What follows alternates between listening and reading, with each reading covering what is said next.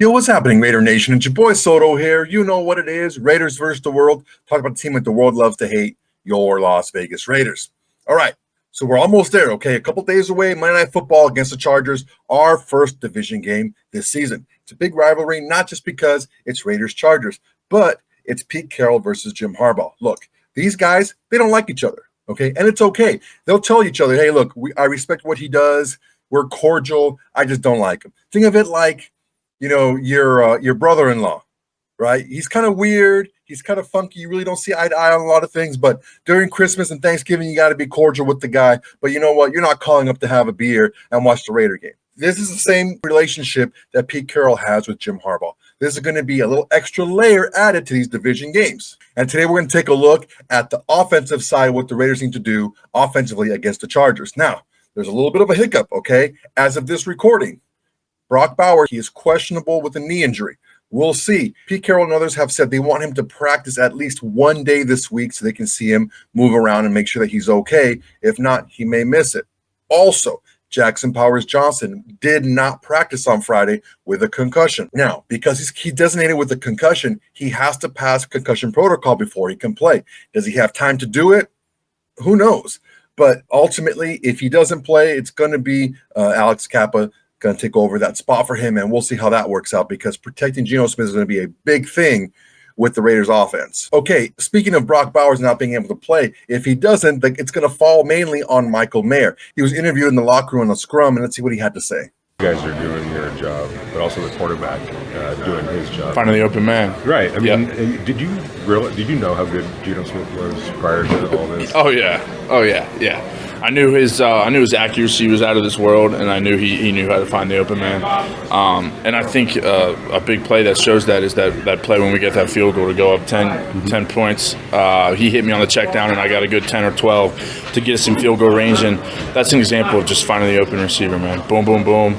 We'll get there. We'll get a chance to kick the field goal. But no, he did a fantastic job. And like I said, we're just going to keep getting better.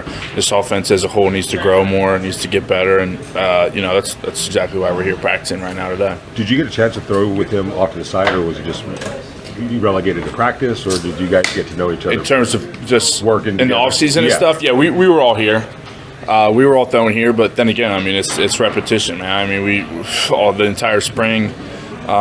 We were here for a little bit of the summer. Like, it's just throwing, running routes, timing, things like that. And Geno's been great. He's been fantastic. What kind of atmosphere do you expect on Monday? A good one. A really good one. Yeah, no, I'm going to have to try to control myself a little bit because I'm going to feel like I'm going to be so hyped up. So I'll take a couple deep breaths and just get ready to go. I mean, look, to us, it's football. It's another football game. So minus the atmosphere, we need to do what we need to do to win the game.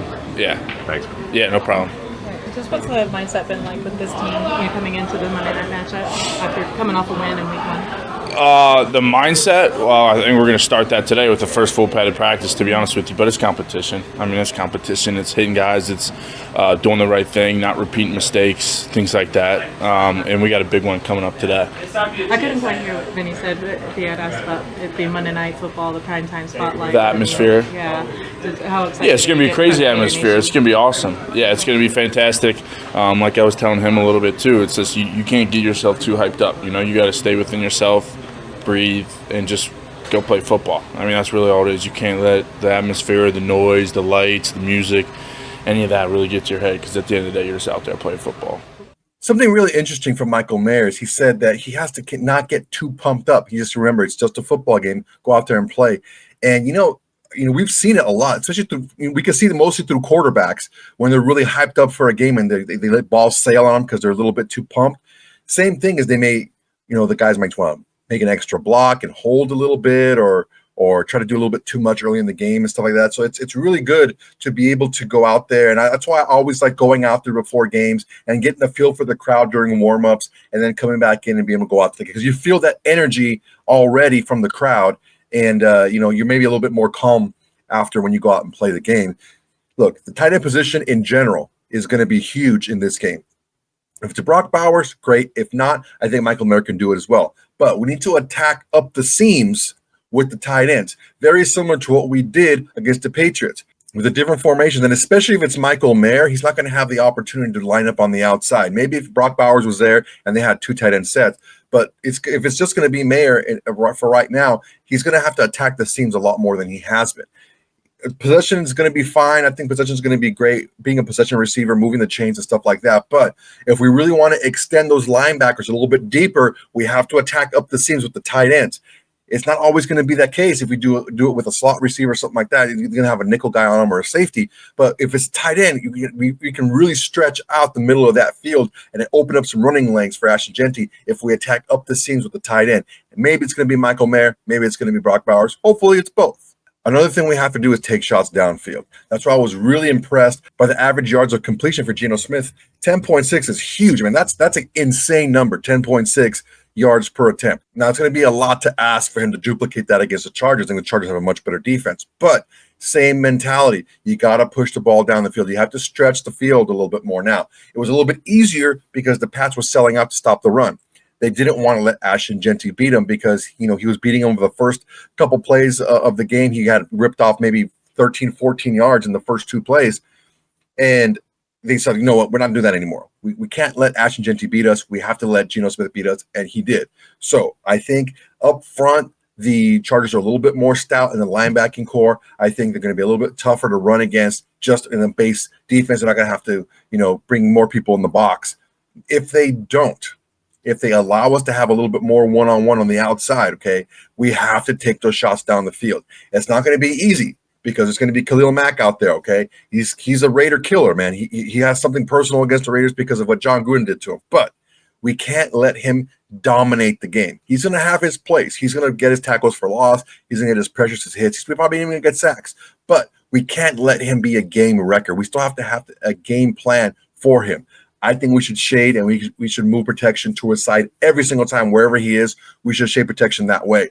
Don't allow it to be something where a running back like Ashton Jeanty has to pick him up and clip him on the edge. That's not going to work well for us. Khalil Mack eats up running backs, okay?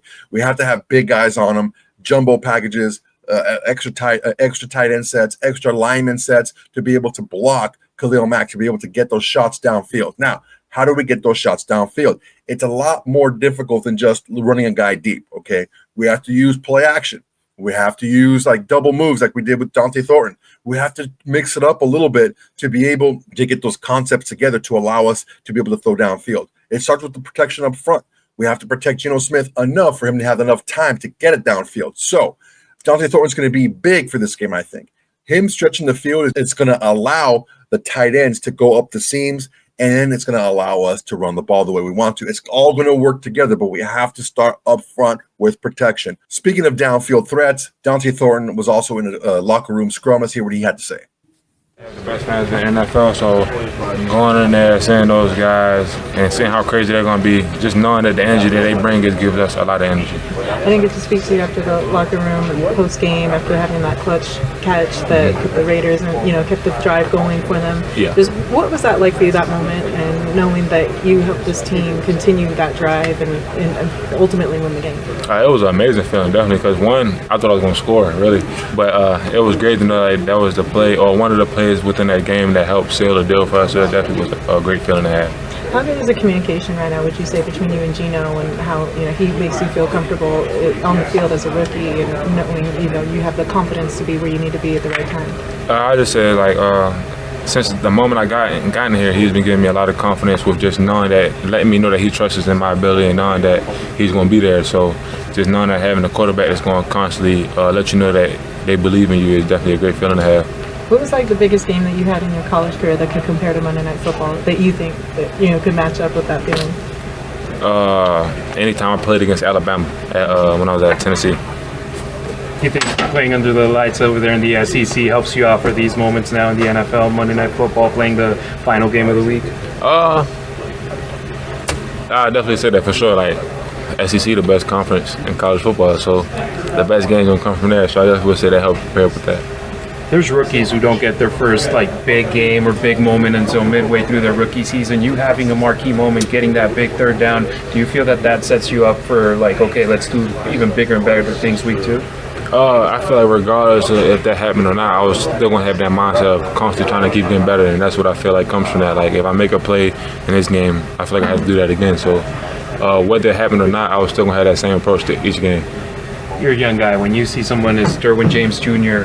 going across the field from you, a guy that's been in the league for over a decade, what does that mean to you? I say it's great to play against great defensive players. Like he's one of the best to do it, and it shows you like great players, if they stay healthy, they're gonna last long in the NFL. And he's one of those guys that's been playing for a while. I mean, I don't know if Dante Thornton knew what to say, but I think we got a lot of honest answers from him.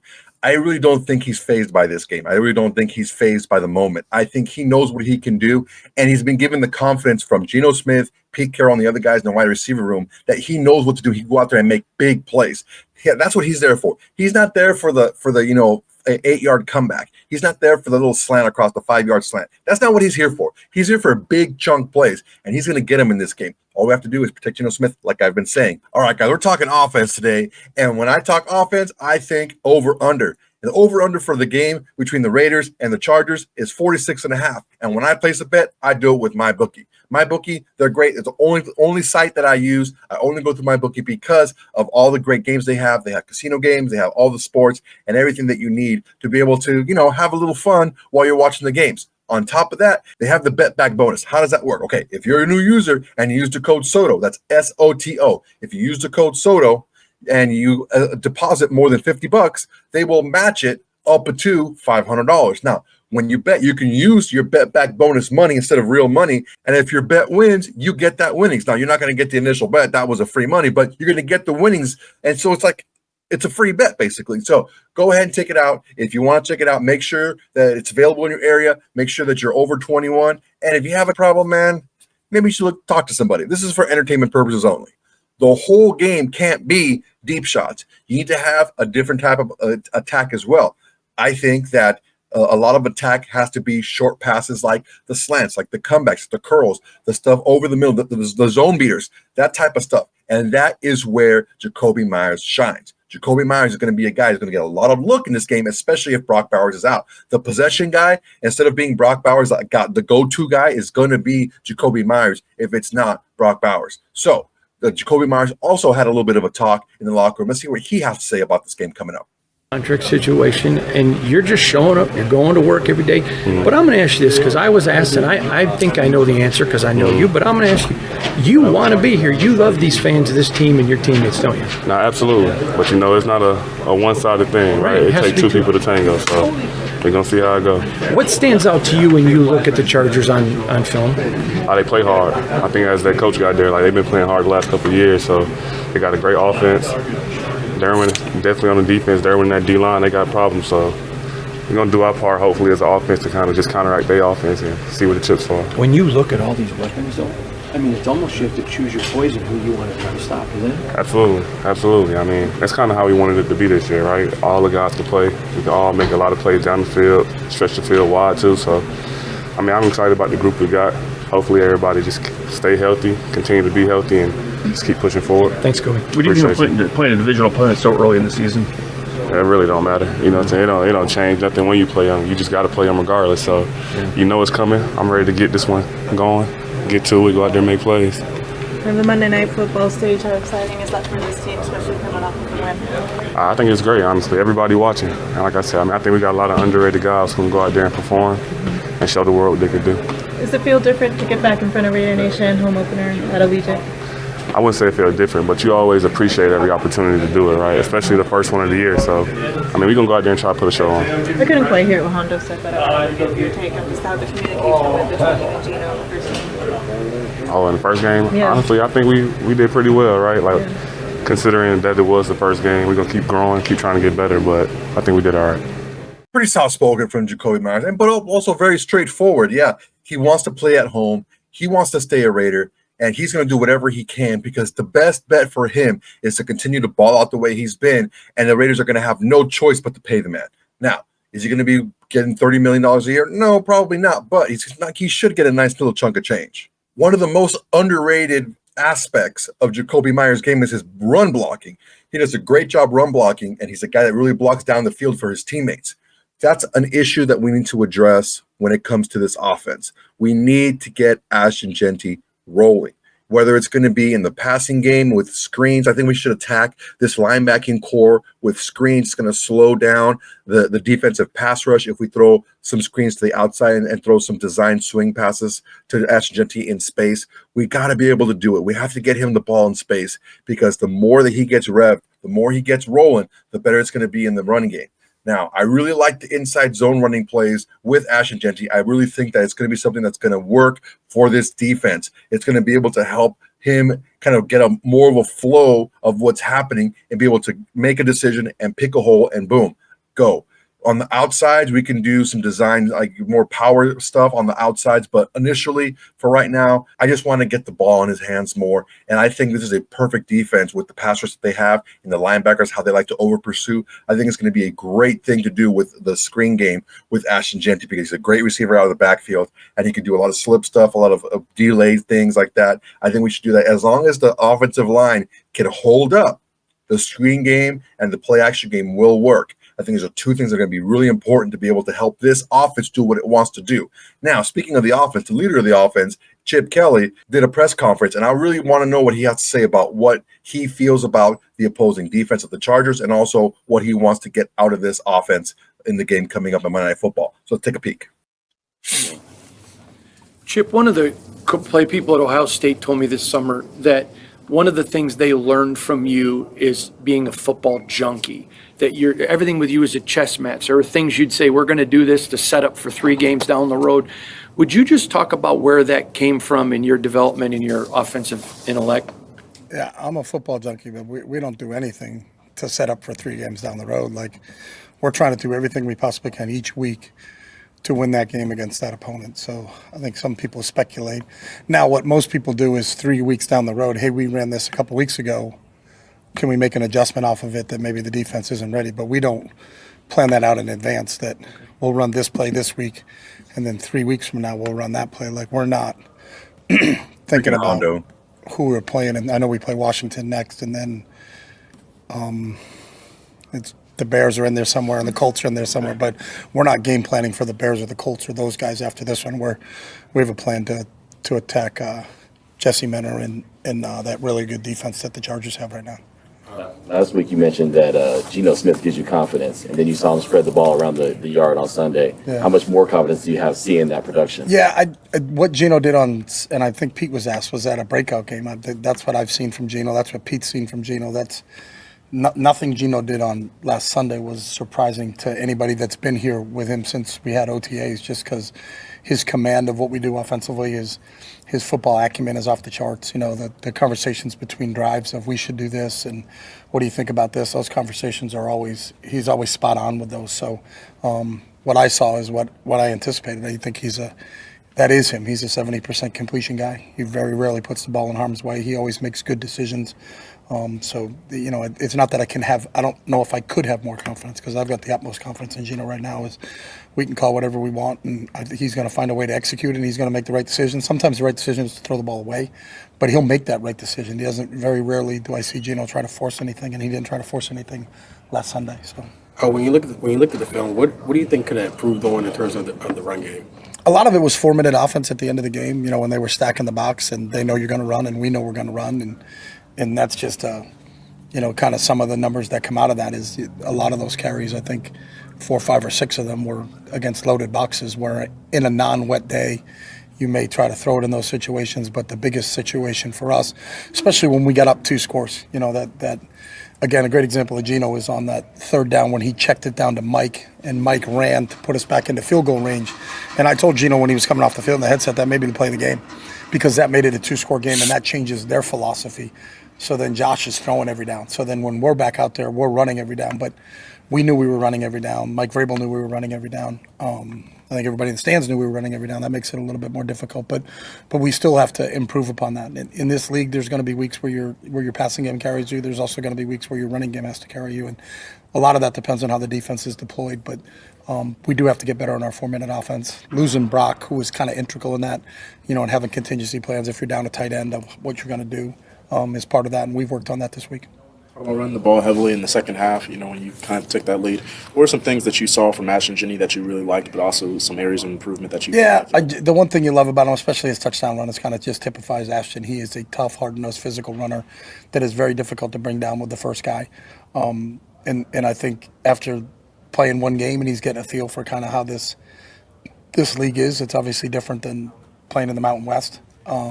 But I thought, for the first time out, I think one of the thing I really liked about Ashton was just his physicality with the football. He's also somebody that made some blocks that if he doesn't make those blocks, and you got to be able to pick up and pass pro, and he did a nice job of that too. For his first time in the game, we do it all the time in practice, but practice is a lot different than it is in the game. And then that whole entire first group did not play a ton of snaps in the preseason, and that was by design.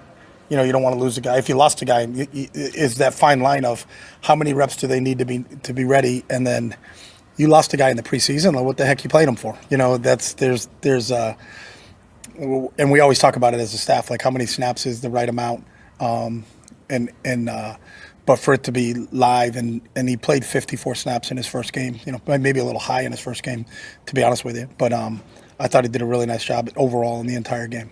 10 plays of 20 yards or more, another play of 19 yards. What does it do to the defense when you're connecting on chunk plays like that, and how does it help you as an offense? Yeah, I think, the two stats that we talk about all the time are the turnover battle, and then the explosive play battle. If you can win the turnover battle and the explosive play battle, I think it's like 96 or 98% win percentage. So that's a big deal, that not only are you possessing the football and not giving it to the other team, but you're also getting big plays out of it. And I think that's where Geno came in, and I thought, not every one of them was a throw over 20. A lot of them were runs.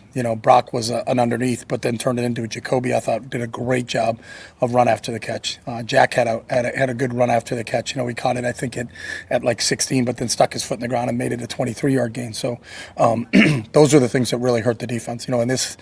The yardage is very difficult to come by in this league, and very rarely are you, like in college, a guy may break outside and it's an 80-yard run. There aren't 80-yard runs in this league.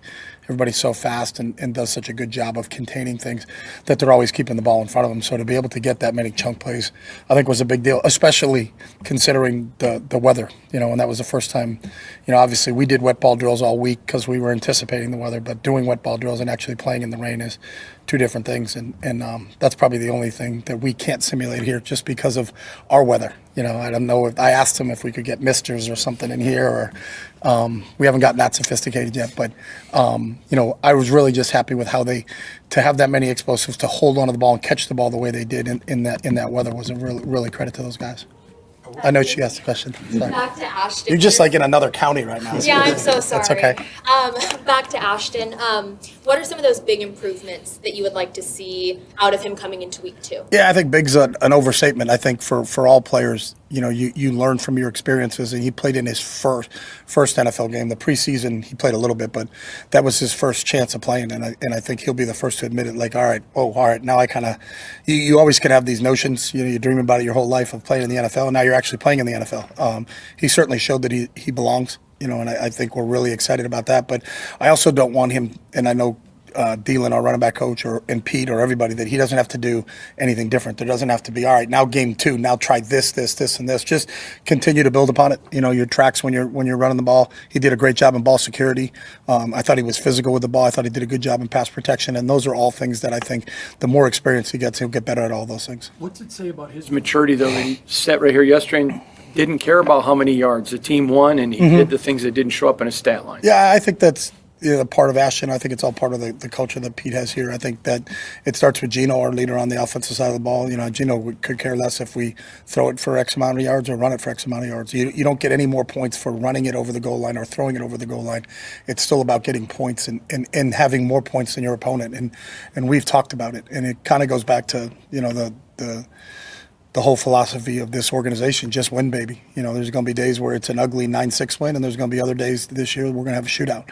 And that's just the way it happens. But it's, at the end of the day, are you 1-0 on Sunday night? And that's the most important thing. And we checked that box last week. And then by the time we landed, we're on to the next opponent. And going against a really, really good Chargers team will get your attention right away, and that's really what we're trying to focus on and what it's going to look like.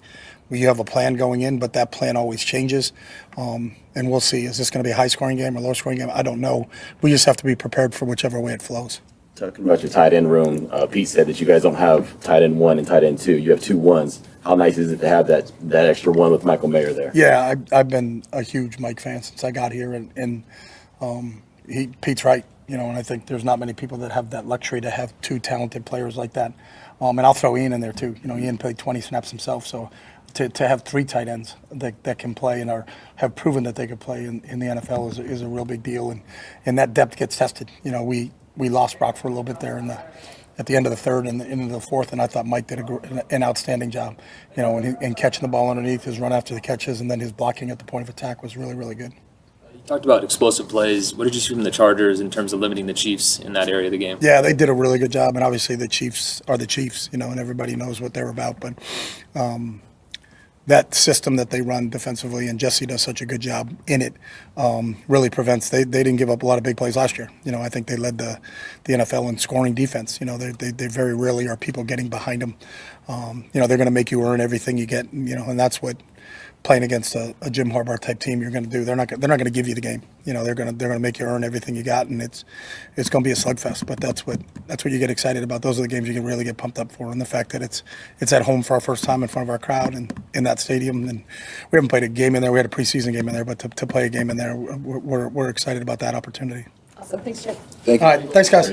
Man, Chip Kelly's getting me pumped up, man. It's going to be a slugfest. I think it's going to be a slugfest, and it's going to be a high-scoring game. There's going to be a lot of big swings going back and forth, a lot of big swings, a lot of big connections, like a fight. This guy gets hurt. That guy gets hurt. Good defensive play by this team. Good defensive play by the other team. Long gain here. Big explosive play here. Long touchdown, big field goal, whatever. It's going to be a tight game throughout. I think it's going to be a tough game. Of course, I think the Raiders are going to win, but I do think it's going to be a high-scoring game. All right, guys, that's my time for today. Really appreciate you guys watching. Go ahead and like, comment, and subscribe to this video. It's an excellent way to support the channel. It's absolutely free, and it's the bare minimum you can do to support the channel besides doing absolutely nothing, just watching the video. Also, don't forget about the Shield Society, okay? Shield Society, it's only $5 a month. What do you get? Well, you get the videos right away. You don't have to wait for them to get released or scheduled. You get them right as I upload it, you get them. On top of that, you get the free watch party with me. That watch party is just Shield Society members. That's it. If you want to know how to get it, go into the description of this video, and the link is right there. Again, it's $5 a month. If you can do it, great. If not, or if you don't want to, that's fine too. I'm still going to drop a video every single day. I got one ask from you guys. Please make sure to tell your friends, tell your haters, tell your mamas, tell everybody. Raiders versus the world is the greatest thing going in Raider Nation today. All right, guys, it's my time. Till next time, everybody. Peace. Hey, Raider Nation. Thanks for watching. There's plenty more where that came from. Go ahead and smash that like button. Drop a comment. Make sure to subscribe and share to all your socials. It's the bare minimum you can do without doing absolutely nothing.